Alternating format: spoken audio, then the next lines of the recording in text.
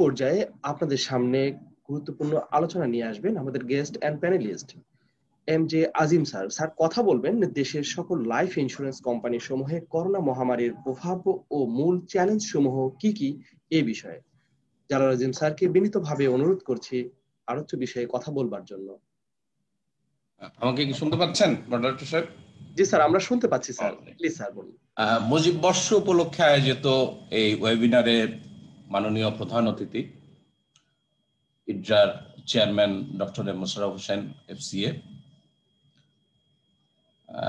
সভাপতি বাংলাদেশের ইন্স্যুরেন্স সেক্টরের অভিভাবক, যার সুযোগ্য নেতৃত্বে ইন্স্যুরেন্স সেক্টরের আমূল পরিবর্তনের দিকে আমরা এগিয়ে যাচ্ছি, আমাদের সেই নেতা জনাব শেখ কবির হোসেন, সংযুক্ত সম্মানিত চেয়ারম্যান মহোদয়বৃন্দ এবং এই ইন্স্যুরেন্স সেক্টরে কর্মরত আমার সহকর্মী সকল সিইও এবং বিভিন্ন ডেস্ক এবং মাঠ পর্যায় থেকে যারা সংযুক্ত আছেন তাদের সকলের প্রতি আসসালামু আলাইকুম।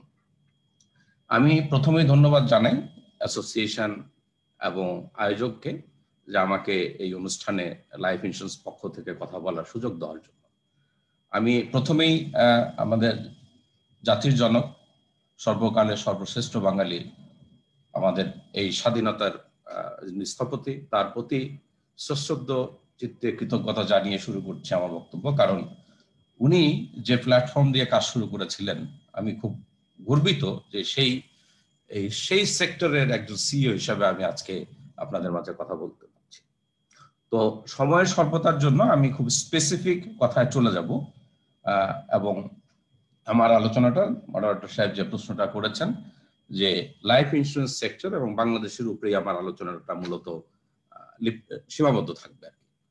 তো আমি আমাদের যে ইম্প্যাক্টটা, এটা আমরা মোরলে সবাই জানি যে শুধু যে ইন্স্যুরেন্স সেক্টর তা না, সারা দেশে সমগ্র বিশ্বে ইম্প্যাক্ট হয়েছে। তারপরেও যদি আমি একটা ছোট্ট উদাহরণের মাধ্যমে কথা বলতে চাই, যে ধরুন আমরা একটা স্বাভাবিক গতির একটা বাসে, অর্থাৎ 60-70 কিলোমিটার বাসে আমরা হয়তো 40 জন প্যাসেঞ্জার চিটাগাং থেকে ঢাকায় আসছি। হঠাৎ করে যদি একটা পয়েন্টে স্পেসিফিক বাসটাকে থামিয়ে ফেলা হয়, তাহলে কিন্তু দেখবেন এই বাসটা একদম উল্টে দুমড়ে মুচড়ে যাবে। বাসের সব প্যাসেঞ্জাররা ক্ষতিগ্রস্ত হবেন, বাস ক্ষতিগ্রস্ত হবে, সেই পথ ক্ষতিগ্রস্ত হবে এবং যে রোড ডিভাইডার দেখেন সেটাও ধ্বংস হয়ে যাবে এবং আশেপাশে যদি কোনো স্থাপনা থাকে সেগুলোও কিন্তু ধ্বংস হয়ে যাবে। ঠিক এক্স্যাক্টলি এই কোভিড-19 কারণে আমাদের কিন্তু যেভাবে আমরা এই সেক্টর, বিশেষত লাইফ ইন্স্যুরেন্স সেক্টর যাত্রা শুরু করেছিল, এবং আমরা জানি যে ইডরা প্রতি কোয়ার্টারে যে বিজনেস রিভিউ করেন, সেই হিসাবে ফার্স্ট কোয়ার্টারের যে ফিগার আমরা দেখেছি, এটা আমি মনে করি যে আমাদের জন্য একটা বছরের শুরুতে অত্যন্ত সন্তোষজনক বিজনেস ছিল। কিন্তু হঠাৎ করে আমাদের এই লকডাউনের কারণে আমরা কিন্তু সব অফিস একদিনের নোটিশেই বন্ধ করে ফেলতে হলো। আমাদের লোকজন যারা, বিশেষত লাইফ ইন্স্যুরেন্সার, আমরা ব্যবসাগুলা করি ফেস টু ফেস কমিউনিকেশনের মাধ্যমে, ফিল্ড ফোর্সে এজেন্টদের মাধ্যমে, তাদের মুভমেন্ট রেস্ট্রিক্ট হয়ে গেল। ইভেন কি স্বাভাবিকভাবে প্রত্যেকে আমরা ভয় পাচ্ছিলাম, আর কেউ যদি সাহস নিয়ে আসতেও চাইতো, গভর্নমেন্টের তরফ থেকে কিন্তু এটাকে রেস্ট্রিক্ট করা হতো, তাদের মুভমেন্ট কিন্তু বন্ধ করা ছিল আর কি। আমরা কোনো সার্ভিস দিতে পারতাম না, যার ফলে এই লকডাউনের কারণে আমাদের এপ্রিল মাসে আমার জানা মতে অলমোস্ট জিরো বিজনেস হয়েছে আমাদের প্রত্যেকটা কোম্পানির, আমাদের দেশের লাইফ ইন্স্যুরেন্স সেক্টরে। তারপর আমরা হয়তো মে মাসে অতি সামান্য হয়তো কিছু ব্যবসা আমরা করতে পেরেছিলাম, একটা অংশ হয়তো রিনিউয়াল, এবং সেখানে ইডরা খুব যথোপযোগী উদ্যোগ নিয়েছিলেন, গ্রেস পিরিয়ড ওনারা বাড়িয়ে দিয়েছিলেন, যার ফলে এটা কিছুটা পজিটিভ ইম্প্যাক্ট হিসেবে ওখানে কাজ করেছে। আমরা তারপরে যখন জুন মাস থেকে সরকার কিছুটা শিথিল করলো, আমরা প্রত্যেকটা কোম্পানি স্বাস্থ্যবিধি মেনে আমরা কর্মকাণ্ড শুরু করি এবং আমাদের মাঠ কর্মীরাও আস্তে আস্তে মাঠে নামা শুরু করে আর কি। তখন থেকে হয়তো আমরা কিছুটা ঘুরে দাঁড়িয়েছি, যার ফলে যে ফিগারটা আপনারা সবাই শুনলেন যে প্রায় 500 কোটির মতো কম হয়েছে, এটা আমাদের মাননীয় চেয়ারম্যান মহোদয় যথার্থই বলেছেন যে বিশ্বের অন্য দেশের সাথে তুলনা করলে কিন্তু এটাকে অনেকটা গ্রহণযোগ্য মাত্রায় আমরা ধরে নিতে পারি আর কি। তো সার্বিক পর্যায়ে ইডরা অ্যাসোসিয়েশন ইন্স্যুরেন্স কোম্পানিগুলোর পদক্ষেপের কারণেই হয়তো আমরা এতটা খারাপ পর্যায়ে বছরের শেষে হয়তো অনেকটা মেকআপ আমরা করতে পেরেছি, নয়তো আরো ডিজাস্টার হয়ে যেতে পারত। এর পাশাপাশি যেটা হয়েছে দেখেন, আমরা এই লাইফ ইন্স্যুরেন্স এজেন্টের বিজনেস কিন্তু প্রায় 95% আমরা এজেন্ট নির্ভর, অর্থাৎ আমাদের যে এজেন্টরা আছেন মাঠকর্মীরা তারা ট্র্যাডিশনাল পদ্ধতিতে ফেস টু ফেস কমিউনিকেশন করে গ্রাহককে তার ইন্স্যুরেন্সের প্রয়োজনীয়তা বুঝিয়ে তাদেরকে ইন্স্যুরেন্স বিক্রি করি আমরা।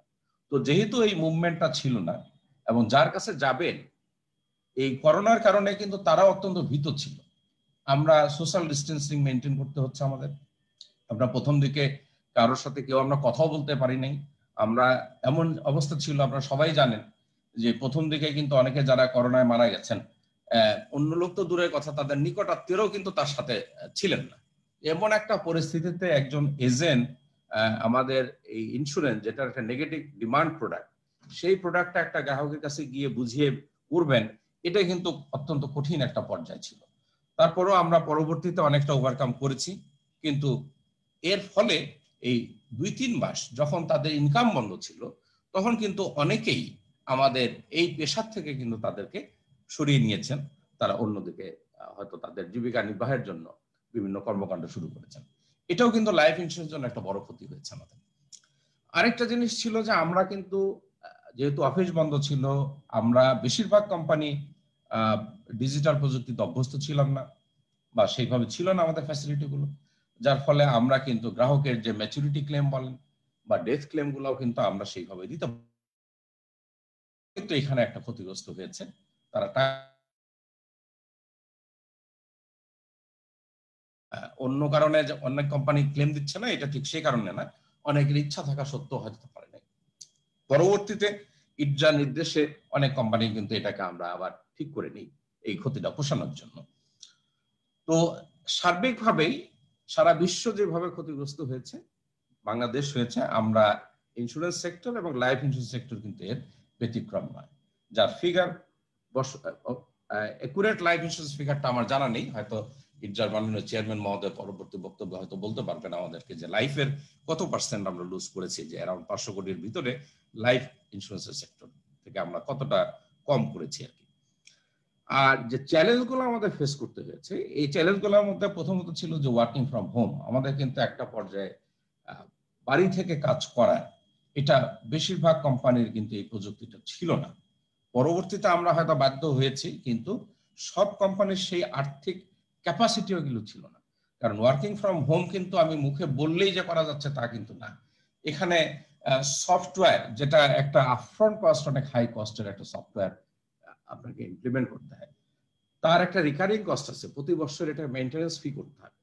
শুধু আপনি সফটওয়্যার হয়তো ফাইন্যান্সিয়ালি করলেন, কিন্তু এইগুলো ব্যবহার করার মতো দক্ষ জনশক্তিও কিন্তু আমাদের ইন্স্যুরেন্স কোম্পানিগুলোতে সেইভাবে কিন্তু নাই, বা তাদেরকে পরবর্তীতে হয়তো আমরা কিছু কিছু কোম্পানি হয়তো এসছে, কিন্তু হঠাৎ করে আমরা কিন্তু ওই 2 মাসের ভিতরে আমাদেরকে অ্যারেঞ্জ করা খুব কঠিন ছিল। তারপরেও হয়তো কিছু কিছু ক্ষেত্রে গ্রাহকদের দাবির প্রেক্ষিতে আমাদেরকে করতে হয়েছে। আরেকটা ছিল যে প্রসপেক্টের সাথে কন্ট্যাক্ট করা, যেটা এখন পর্যন্ত বাংলাদেশের লাইফ ইন্স্যুরেন্সের ক্ষেত্রের সবচেয়ে বড় একটা পদ্ধতি বিক্রি করা। তো এটাও কিন্তু ডিফিকাল্ট ছিল। এখন অনেকটা ওভারকাম করেছি আমরা, কিন্তু তারপরেও অনেক গ্রাহক কিন্তু এখনো সেইভাবে আমাদের সাথে ফিজিক্যালি মিট করতে চায় না। অনেক মাল্টিন্যাশনাল কোম্পানি কিন্তু এখনো তারা অফিসে আসছে না, তারা বাড়ি থেকেই অফিস করছেন। আমাদের এই পলিসিগুলো কন্টিনিউ করার ক্ষেত্রেও কিন্তু আমরা কিছুটা বাধাগ্রস্ত হচ্ছি, কারণ গ্রাহক যারা, তারা বিভিন্ন জায়গায় হয়তো কাজ করেন, বিজনেস করেন, তাদেরও কিন্তু ইনকাম কমে গেছে। ইনকাম কমে যাওয়ার ফলে তারা কিন্তু তাদের যে বেসিক নিডটা ফুলফিল করার জন্য তারা বেশি ব্যস্ত ছিল। ইন্স্যুরেন্স প্রিমিয়াম চালাইতে ক্ষেত্রে তাদের পক্ষে সেই টাকা হয়তো অনেকেই অ্যাফোর্ড করতে পারেনি, যার ফলে ল্যাপসেশনের প্রতি কিন্তু একটা ইম্প্যাক্ট পড়বে আমাদের ইয়েতে। তারপর আমরা ক্লেমের কথা যেটা বললাম, যে সেটা কিন্তু আমরা অনেক ক্লেম দিতে পারিনি।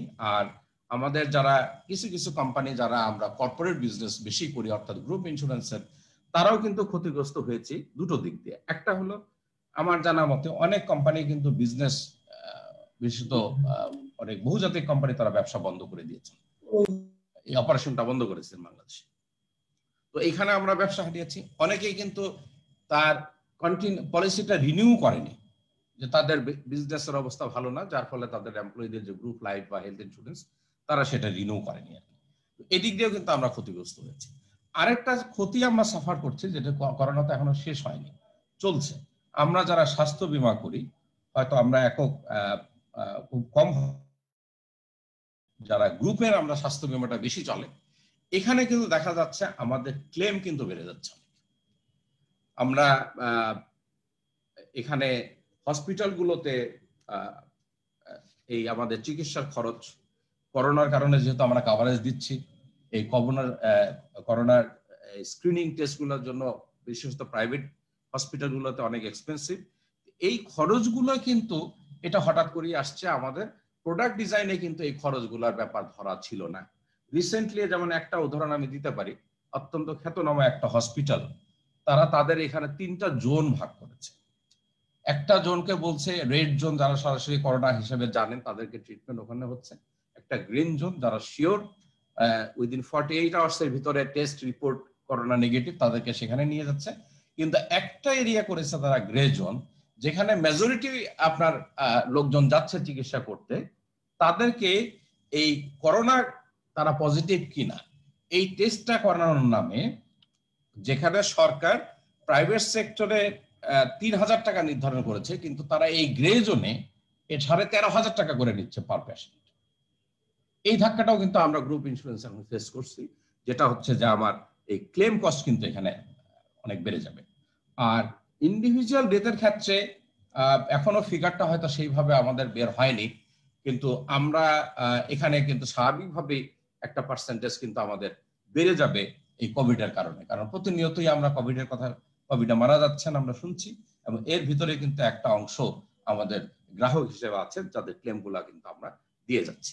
তো এই আমি মনে করি যে আমাদের যে ইম্প্যাক্টটা ছিল এবং যে চ্যালেঞ্জগুলো আমরা ফেস করছি, এই প্রসঙ্গে আমি আপাতত আমার বক্তব্য শেষ করলাম। ধন্যবাদ। অসংখ্য ধন্যবাদ ও কৃতজ্ঞতা জ্ঞাপন করছি।